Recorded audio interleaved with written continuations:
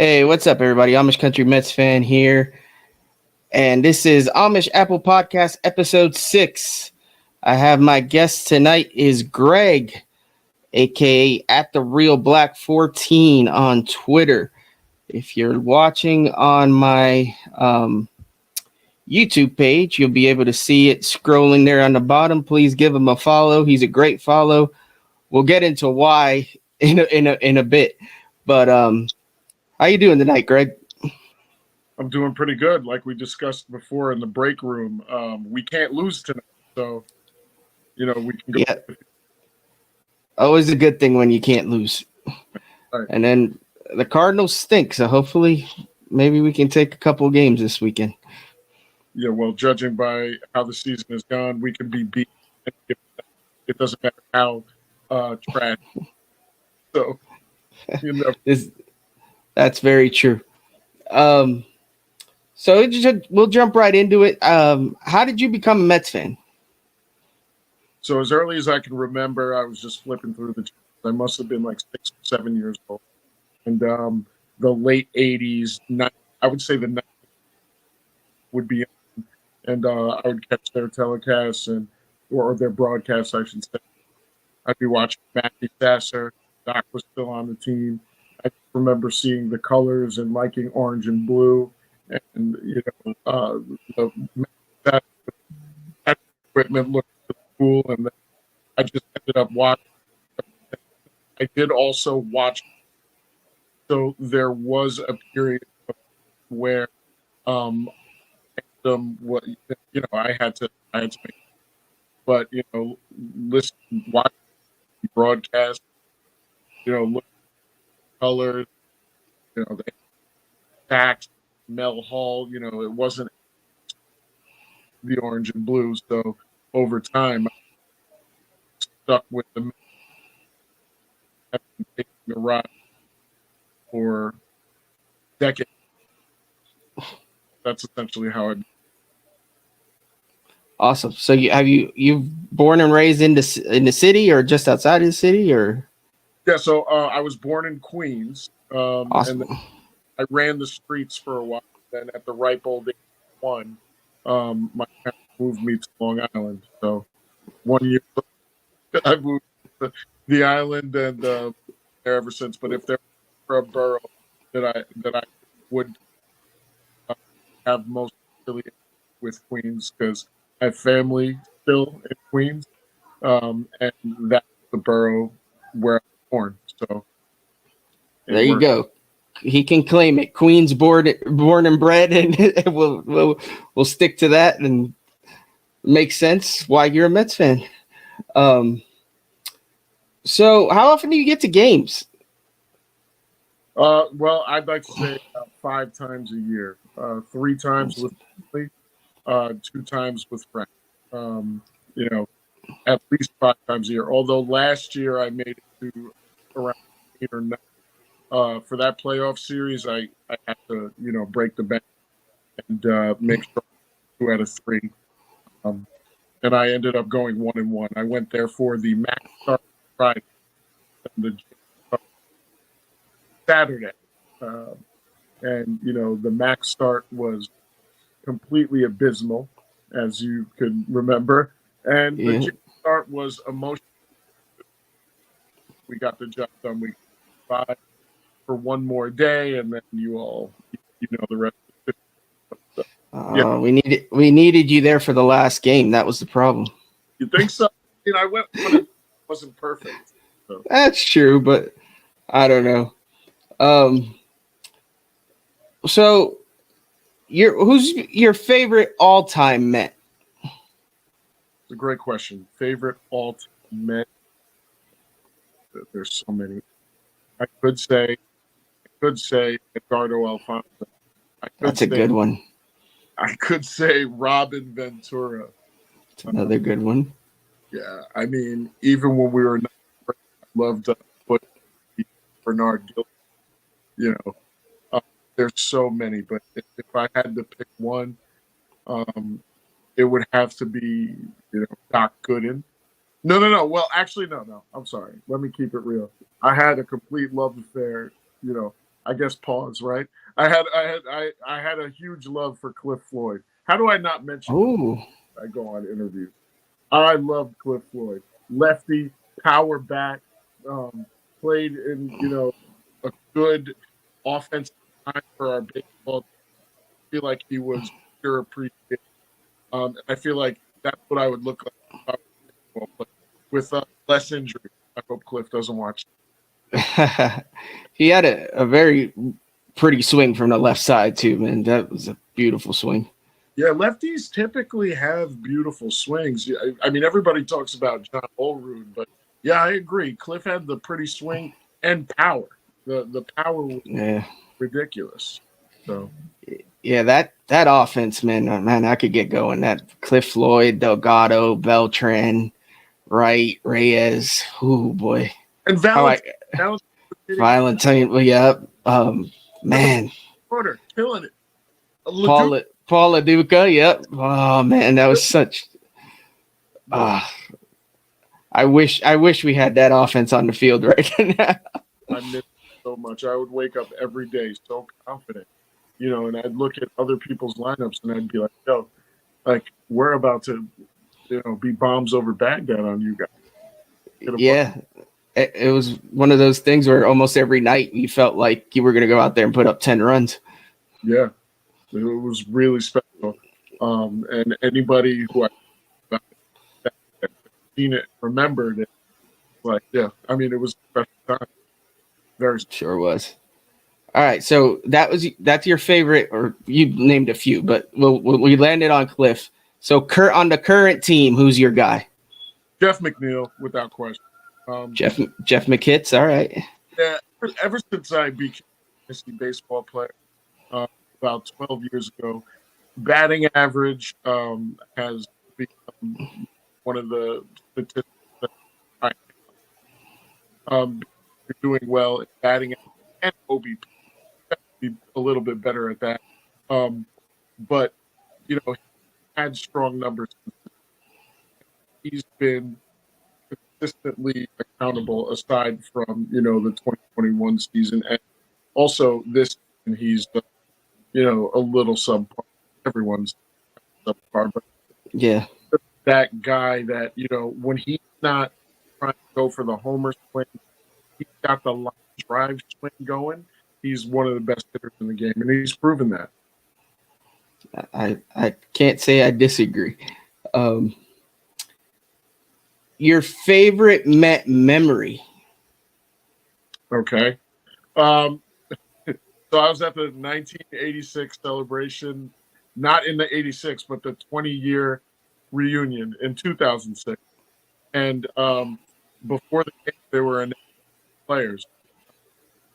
And I had a few beers already. I was with a bunch of my soon-to-be brother-in-laws, and I decided to stand on one of the chairs. We were field level already, so we already had a good view. But I stood on one of the seats, and at the time, it was not uncool to have your pants sagged, and I didn't have a belt on, right? So people got to see my. One fan yelled from a rows back, said, "Sit down, burnt bagel!" And my bro-in-law out. He couldn't breathe. He was laughing. I thought it was really funny. It's one of those moments. My butt was like in my butt. So we took, but that is one of my memories. That's hilarious. I love that. That's a unique one for sure. Nobody else can say that one. Unless somebody was sitting behind you and I would ask them, but they'd be like, yeah, there's one time I was at a Met game and this guy's pants fell down right in front of my face. Like the whole comment, sit down, burnt bagel. Because the whole day I was thinking, well, I guess butt looks like a bagel, but how? And then after a while, it dawned on me why that reference. Oh man, that's a good one. Burnt bagel. Yeah. All right. So for the people watching this, I mean, I know you have a big following on Twitter, but not everybody watching this is from necessarily familiar, you do Mets jingles for the players. How did you get into that?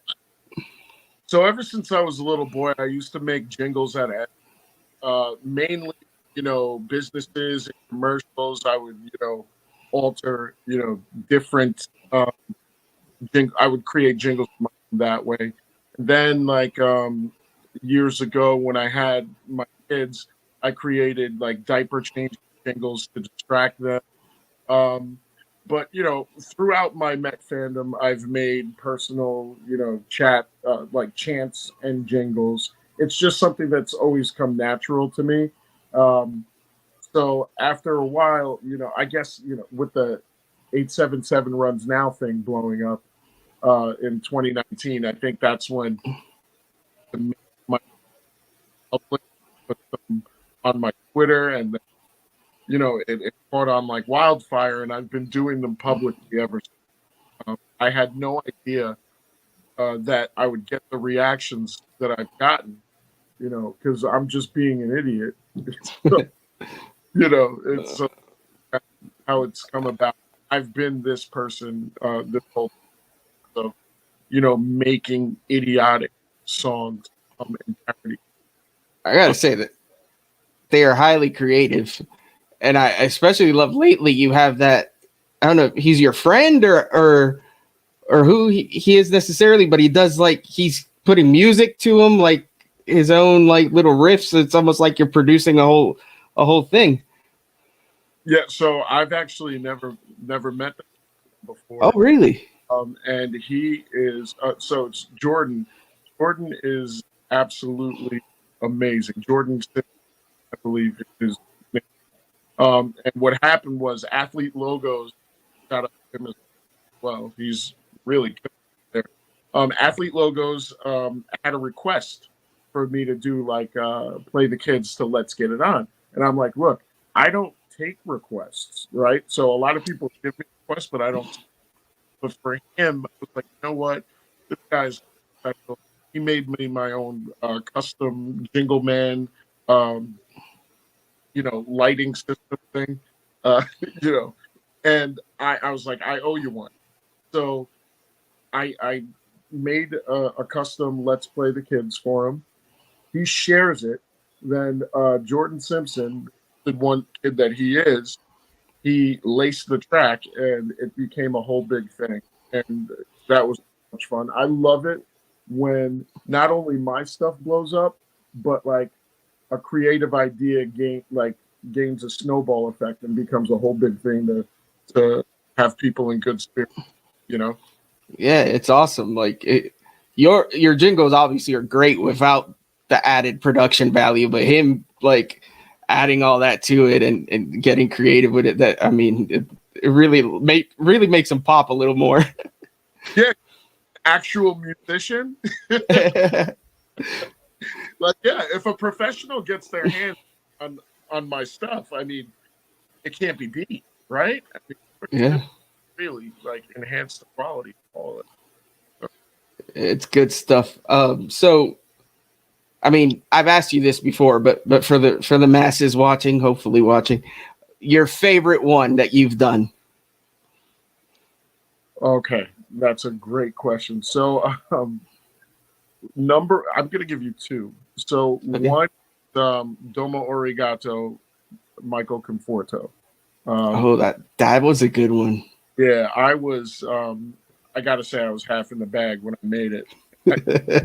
I blasted the song on the speaker. I was like, yo, I'm just going to let it go. And I just started screaming at the TV. And in my opinion, it wasn't a popular one. It didn't get a lot of likes. But those are like my favorites because they're like underdogs, right? But I actually thought, me personally, like, I think that's actually one of my best ones.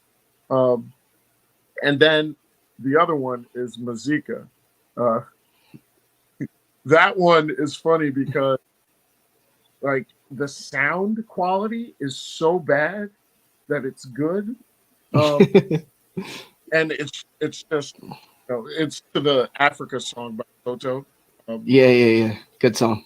but the sound just fills your ears, and then it's just me with the squeaky voice. I'm not even trying to sing, and it just ends up being so bad that it's.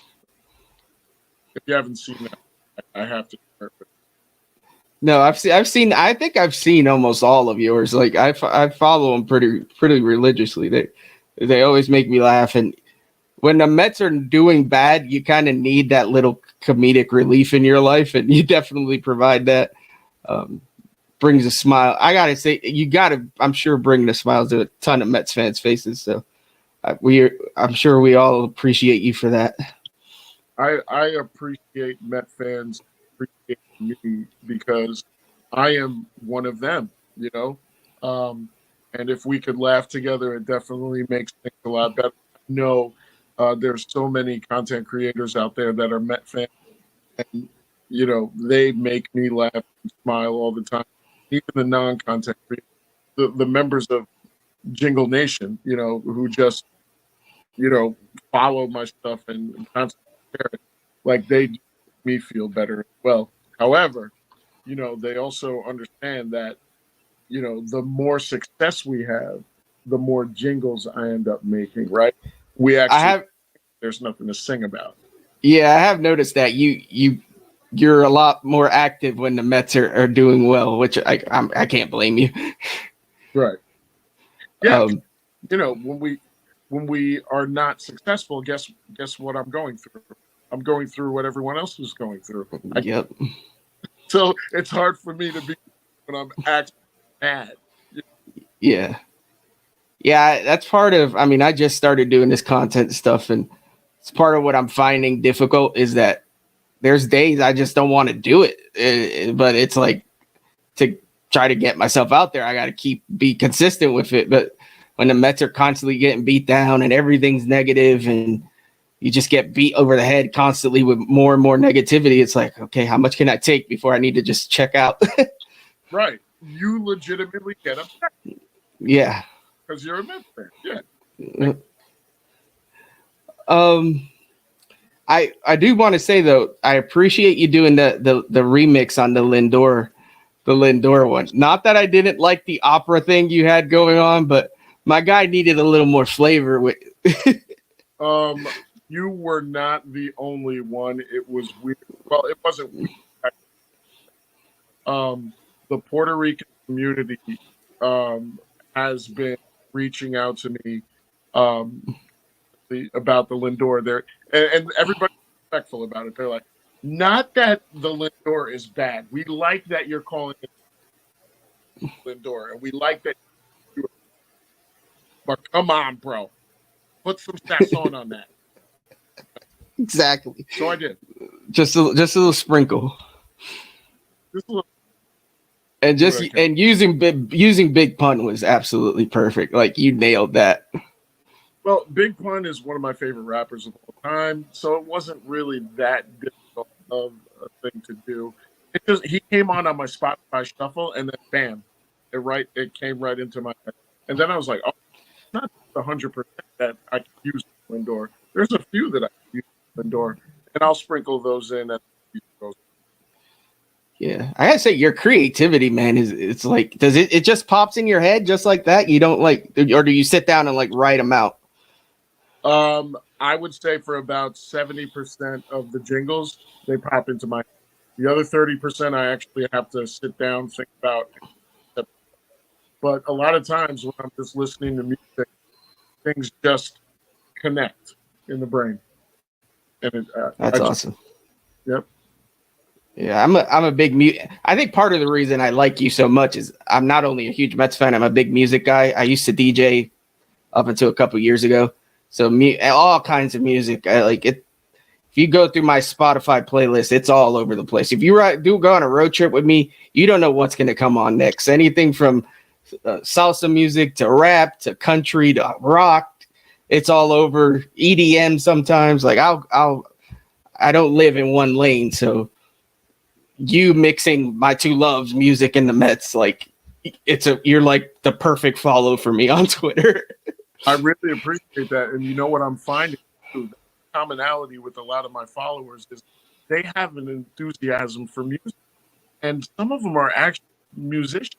So when I have that kind of buy, people that are professionals, who get paid to do music, produce music, write music, um, DJ, or even just the music fans, concert goers, people like that. I mean, that's a huge honor to me because that means that, even though I'm messing around, they're recognizing some type, right? Yeah. No, it's great, man. I like when the first, obviously, like you said, the first one that really popped off was the eight, the Runs Now one. And once I heard that, I was like, all right, I'm intrigued now. And then I didn't know if it was going to be a one-off thing or what, but then you kept doing them, and I was like, oh, this guy is the best. Yeah, like where I stop now. Then what was crazy with 7-7 Runs Now thing is it took off to a point where I got into a battle with Frank, and he was talking about how he did it first, and it got bigger that way. And then next thing you know, I don't know if you remember, SNY actually ended up doing a commercial with the Talking Heads to that melody too. So it's like, wow, Yeah. out from Barstool, there became like it's so crazy. Man, let me guess, you didn't profit from that commercial, did you? I not, but you know what? That's not really all I'm about. I'm not Oh, looking. yeah. I'm not really looking for that. I'm just overjoyed at the fact that the fan base took that on and had such a good time with it. And in fact, I started talking to some of my followers about the ultimate vision. Like, what do I really want out of this? And somebody had mentioned earlier today, they were like, I'd love because just let me back up for a second. So for the jingle strike, because I wasn't gonna do an in-game jingle for a week, I'm still kind of on that program. So I typed out the Nemo lyrics, after the game. Apparently, people enjoyed those posts, and people were saying, you know what? Now that we have the lyrics, maybe we should be singing these in the stadium. I'm like, that's the vision. You see, you take That would be awesome. you take these jingles and we start singing them in the stadium, like I do when I'm out there. A Yeah, lot of it people. would be like a soccer game in England where they're all singing in unison their little chants and all that stuff. That would be so beautiful. That's the vision right there. I would love that. That would be amazing. I'd love to be at a game where one of your jingles, everybody's just singing it.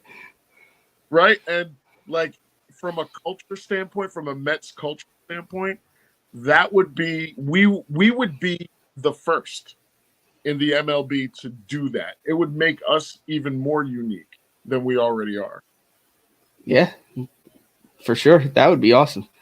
Yeah, we are. I mean, we already have the seven line. I mean, I know they get their slack from some sections of Mets Twitter and whatnot, but yeah, add us singing your songs too, and we'll have the most unique fan base in baseball by far.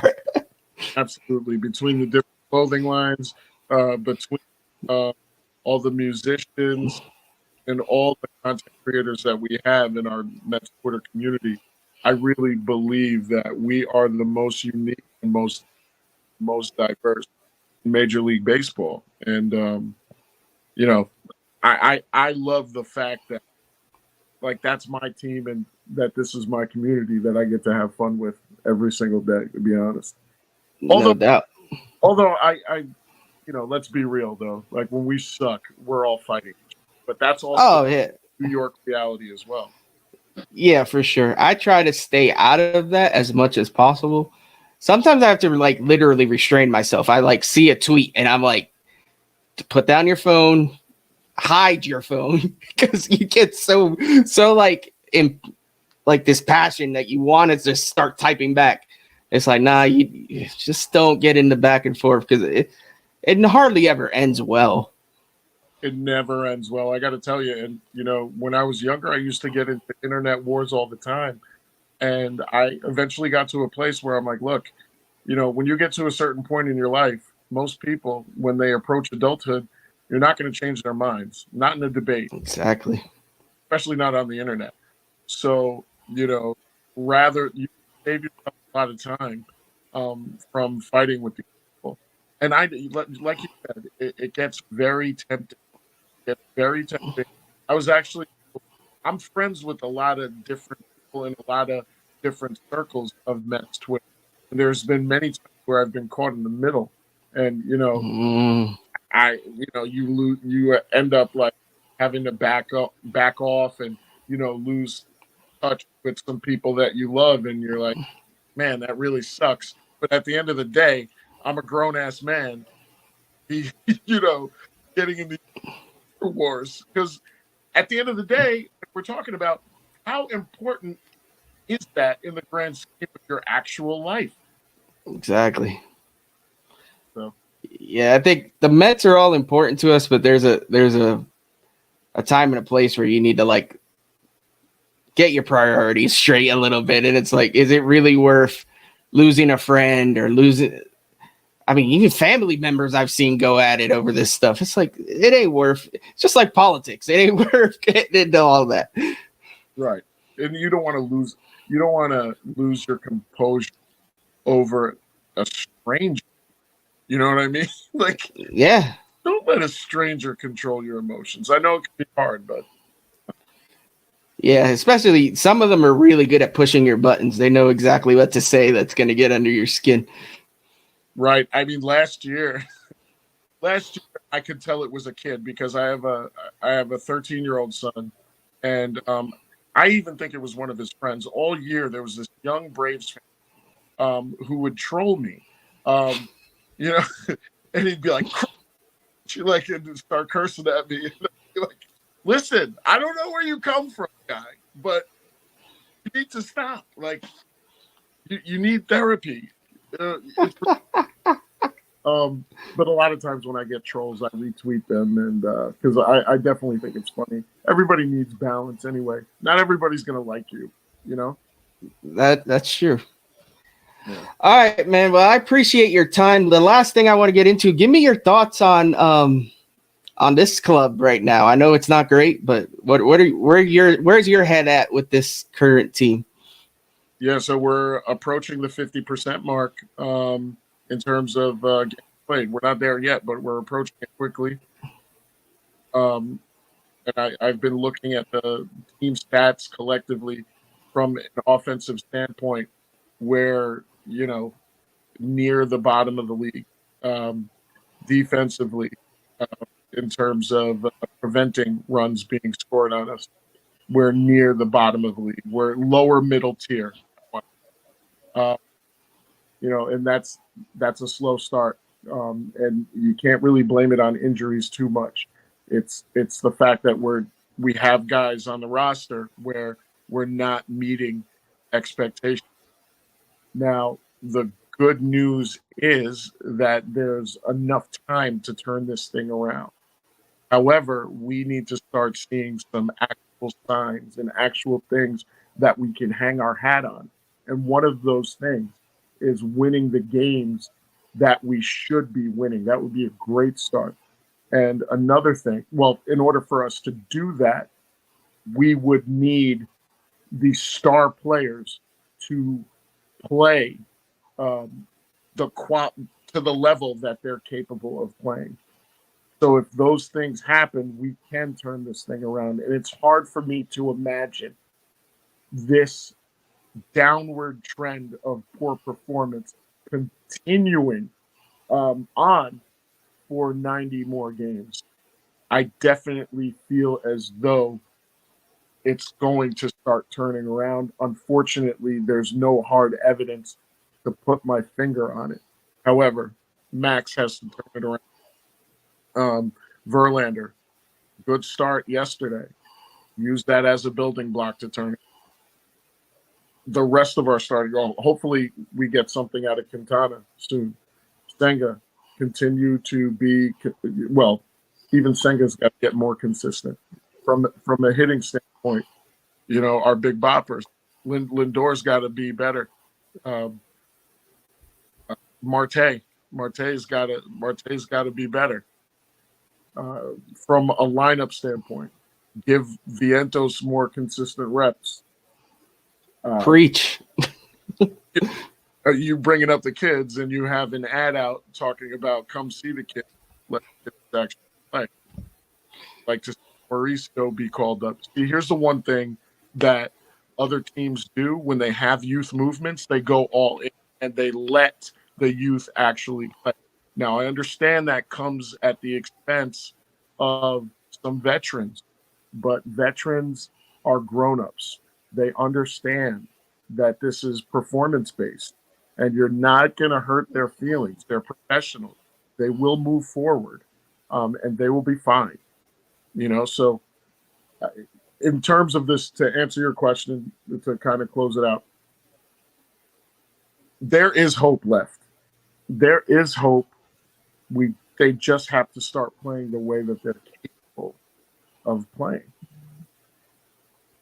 I couldn't agree more, man. I feel like I've said it over and over on my post-game shows and this and that and the other. And I think there's certain groups of Mets fans that are probably getting tired of hearing that. But I don't know. Me personally, yes, I can skew negative sometimes. But for the most part, I try to stay as positive as possible. I'm not one of those fans where nothing is ever wrong, but I try to stay like even keel with it. So yeah, everything you said was music to my ears, and I hope it happens, man. I hope we turn it around because it's been rough, and to have to see this the rest of the season would be tough. Right, and also, you want to get into that top 3 wild card position, right? So you can actually get in, and you look at where the records are skewing. It's hovering right around 7 to 10 games above 500. So you kind of got to get going, and you got to get going soon. Yeah, because we're 4 under right now. I think. Yep. Yeah, my goal was to get to 500 by July. I don't know if we'll be able to do it or not, but that's my personal goal. Not that they care, but we need 16 days. No, 15. Yeah. So I think they have to. I think when I originally said that, they had to go 10-6 at the time, and now they're 1-1 since then. Okay. So. Well, I advise people not to do that because whenever I do that to myself, it fails. So try to be careful. Yeah, I know. But I was just like trying to look ahead a little bit. I'm mostly a game by game guy, but I tried to look ahead a little bit. I'm like, at some point, this has to start to turn around. And the best, if we're not 500 by July, or at least very close, that's going to be a real uphill battle.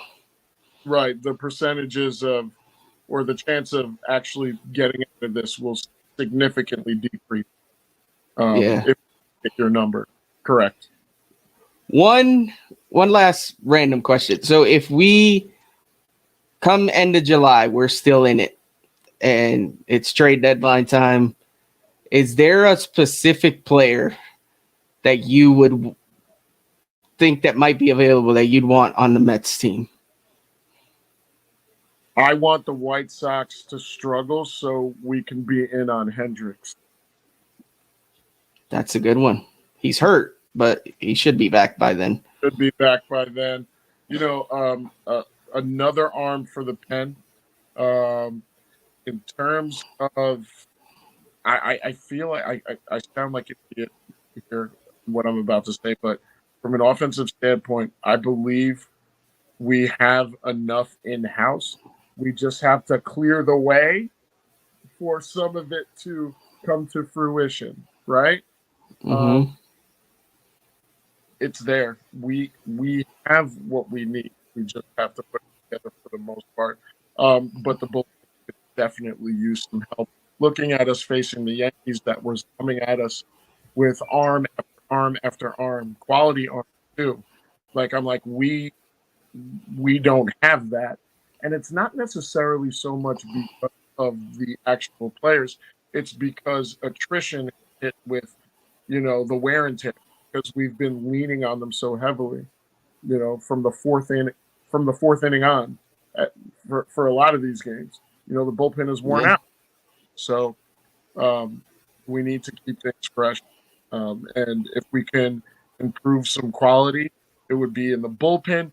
And, if we could get another rotational piece, that would be a huge help because McGill and Peterson have been given constant opportunities, and we're starting to see that they may not